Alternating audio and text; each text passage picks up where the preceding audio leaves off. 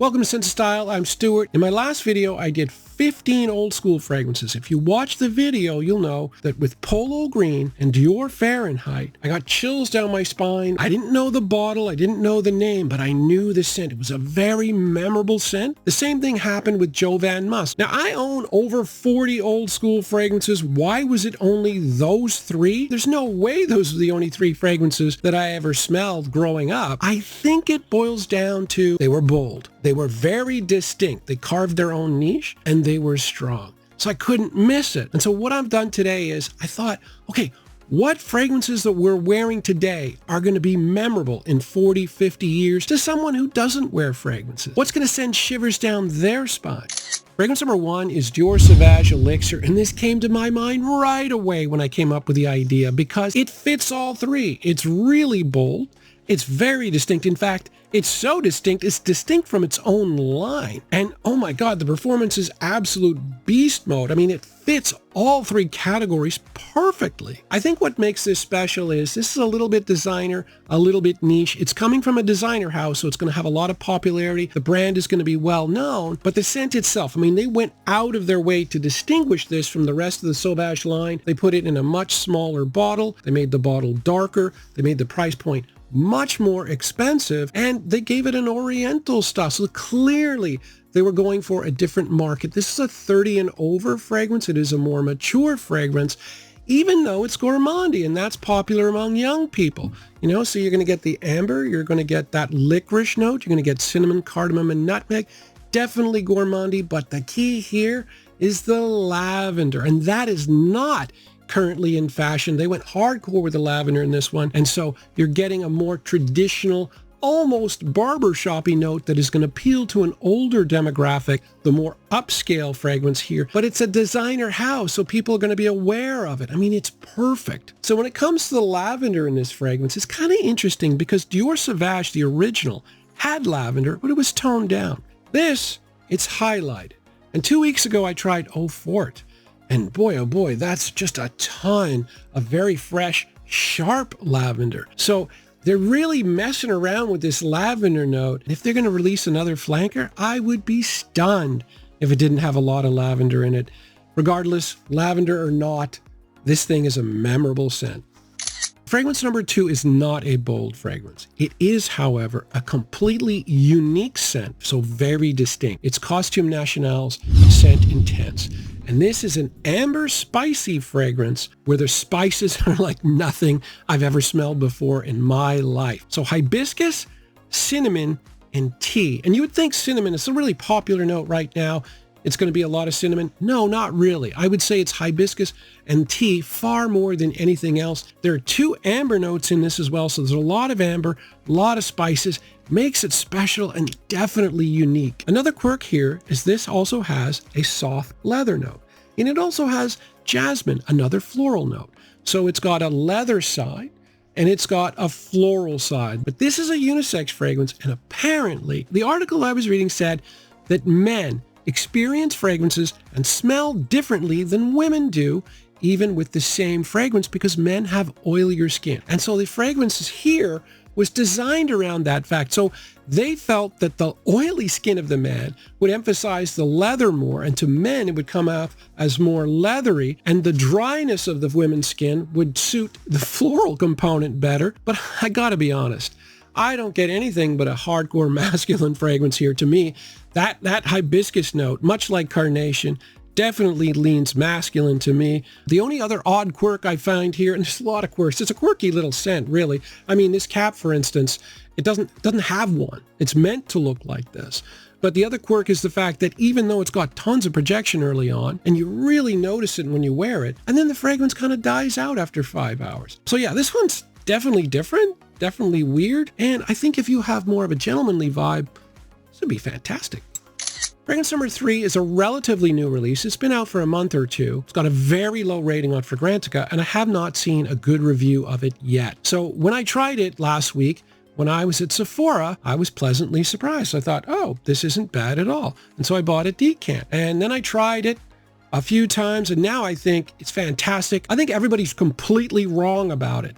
This is Versace Eros Najim. I absolutely love this, and I have no idea what's going on. If I had to make a guess as to why this has come off so badly, I would say it's got to do with the price tag. This was originally $150. Now it's down to $130. But if you look at the prices of Versace fragrances at the moment, you can get Eros for just over $50, 100 milliliters. You can get Eros Flame for just over $60, 100 milliliters. Even Eros Energy is only $85, but this is still $130. And this is the way I look at it. If you're an influencer and you buy a Jean Paul Gaultier fragrance, you're going to get it early. It's going to be expensive. The price is going to come down eventually. But Jean Paul Gaultier is still an expensive fragrance. Same thing with Prada. Same thing with Dior, etc., etc. But Versace fragrances are not really that expensive. So to pay $150 for a Versace fragrance, you're going to expect more, and you're going to think you're not biased, but you are. And so this thing gets panned. This is the huge gap that the Versace Eros line have. Why? Because the original Eros, it's mint and lavender, something cool, and the warmth of the vanilla. Same with Flame, citrus and vanilla, something cool, something warm. Then you've got Energy, which is fresh all the way. And this is your winter Versace Eros. This is your fall Versace Eros. A lot of cardamom, a lot of caramel, big punch out there. I love Oriental fragrances. This thing is definitely going to be memorable. It's about time they came out with something that I can wear in the Eros line. I mean, this is my favorite Eros right away. I think everybody's wrong about this fragrance. I really do, and I love it.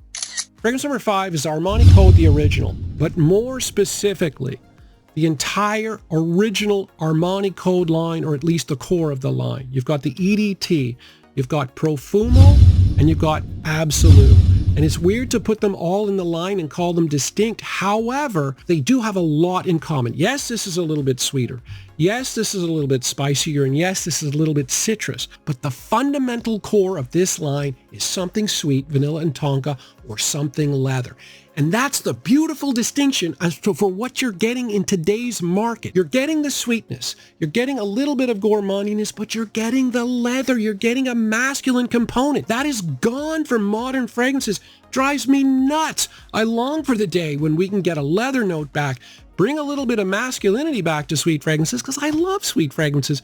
Look what I said about Najim. I really like them, but there's not enough masculine notes. And here, there are plenty of them. It opens with a lot of citrus, lemon, and bergamot. It's got tobacco, it's got leather, and gaiac wood, 3 masculine notes, and then it's got the powdery tonka note. And this came out in 2004. And it's funny because we're living in a world where tonka is completely normal and everybody's wearing it. But before this line, there was hardly any tonka in the base of men's fragrances. The only reason there's so much tonka today is because of this line. This is an important line. Look, I love the new line. It's more sophisticated. I just wish they'd kept this one because I think it is bold, distinct, and it's definitely powerful. Fragrance number 5 is Starman Nebula from Fragrance World, and this is a clone of Thierry Mugler's Pure Malt. And I said something about this fragrance because I've never smelled Pure Malt. I said something about this fragrance that I've never said before or since about another fragrance. This fragrance existence just makes sense. It just smells like this fragrance should exist. It just fit to me. I smelled it and I kept saying, well, why haven't I smelled this before? Why haven't other people made this before? Or where has this been all my life?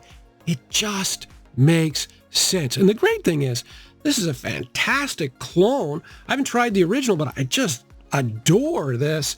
I mean, it's got really good performance. I saw it the other day for 21 Canadian dollars. That's about 15 US dollars for 100 milliliters of this. Bottle's horrific, but the fragrance itself is fantastic. I mean, it fits into the current DNA so beautifully, even though Pure Malt came out years ago. So you're going to get the fruitiness that's very popular in most fragrances these days. But you're going to get a little bit of a masculine kick with the malt and the whiskey. Not too much whiskey. That's what I love about it. It's masculine, but it's not too much whiskey, not a funky whiskey. It's a really nice one. And then you got lots of vanilla. It just works. It pushes off my skin. This is one where I remembered this fragrance, even though I'd never smelled it before. That's kind of what I'm getting at. Fragrance number 6 is Creed's Royal Oud, and this is another Creed Gentleman's Wardrobe fragrance, along with something like Green Irish Tweed. It fits that vibe to perfection. It's a different kind of scent. This is a woody, musky scent.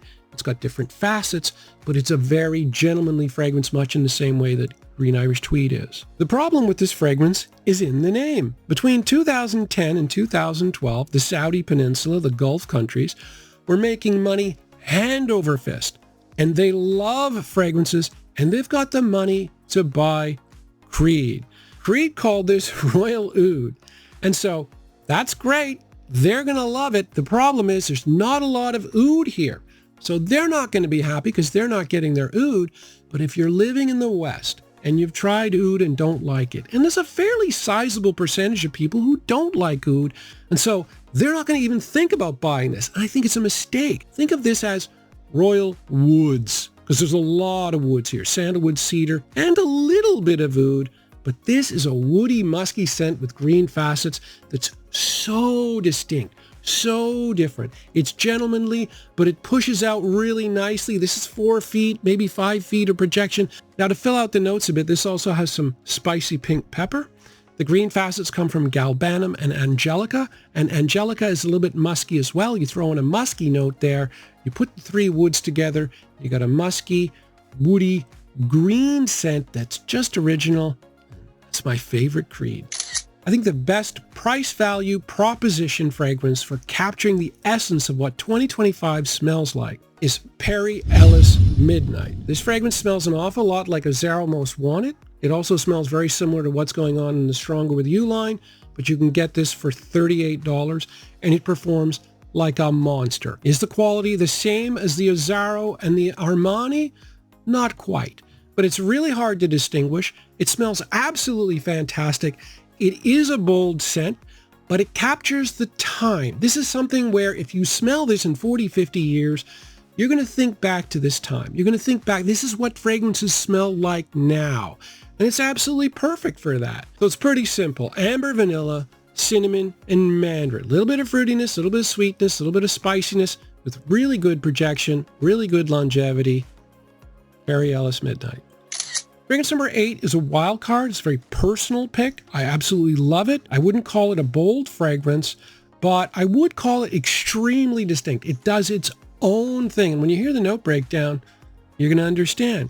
It's Nirvana Bourbon by Elizabeth and James, and this is a woody vanilla fragrance with tuberose. Now, there's not a ton of tuberose here, but just enough to give a little bit of a punch, a little bit of a dirtiness to the vanilla. There's also oak in here as well.